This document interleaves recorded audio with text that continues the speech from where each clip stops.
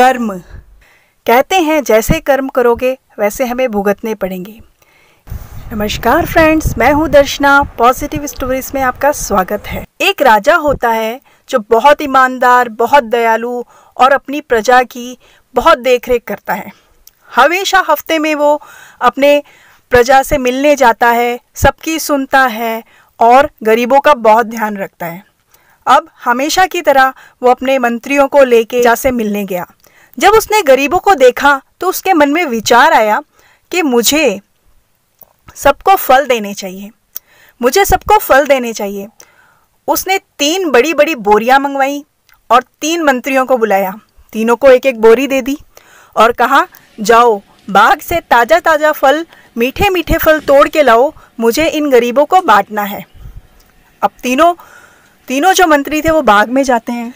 पहला जो मंत्री होता है वो सोचता है कि राजा कहाँ देखने वाले हैं कि बोरियों में क्या है क्या नहीं है। नीचे पड़े हुए पत्ते, घास फूस, कचरा वो सब भर लेता है। अब जो दूसरा मंत्री होता है वो सोचता है राजा कहाँ फल खाने वाले हैं, वो बांटने ही तो वाले हैं। जो नीचे पड़े हुए फल थे वो सब भर लेता है, यानी कि ज़्यादा मेहनत वो करता नहीं है। अब जो तीसरा मंत्री होता है वो सोचता है भगवान ने मुझे हाथ दिए हैं, पैर दिए हैं और राजा प्रजा जिनकी मैं पगार खाता हूँ, मैं उनके साथ गद्दारी नहीं कर सकता।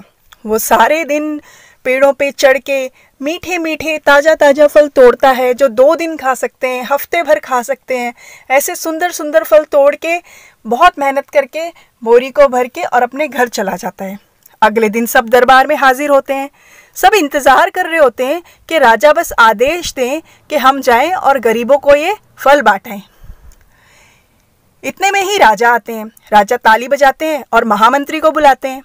महामंत्री से कहते हैं कि इन तीनों को एक एक कमरे में इनकी बोरी के साथ बंद कर दिया जाए, बाहर से ताला लगा दिया जाए, ताकि इनके पास जो है ये वही खाएंगे। अब जिसने घास फूस भरा था उसके तो पैरों के नीचे से मानो कि ज़मीन ही खिसक गई। उसके तो पैरों के नीचे से ज़मीन ही खिसक गई। उसने कहा, ये क्या हुआ, मैं घास फूस कैसे खाऊंगा। और जो दूसरा था उसने सोचा चलो ठीक ठाक काम चला लूँगा।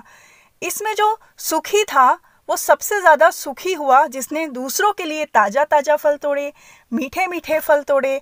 उसका जो हफ्ता भर था वो आराम से बीता। अगर राजा कहते कि ये फल तुम्हें अपने घर लेके जाने हैं तो क्या कोई नीचे पड़े हुए फल लेके जाता?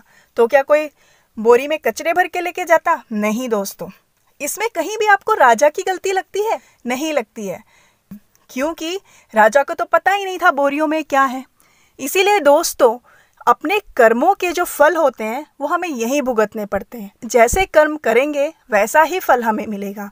अगर हम पॉजिटिव सोचते हैं, हमारी पॉजिटिव स्टोरीज की तरह, तो हमेशा हम पॉजिटिव रहते हैं और हमेशा हम आगे बढ़ते हैं।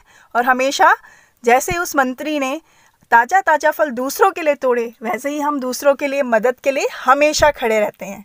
Okay friends, bye.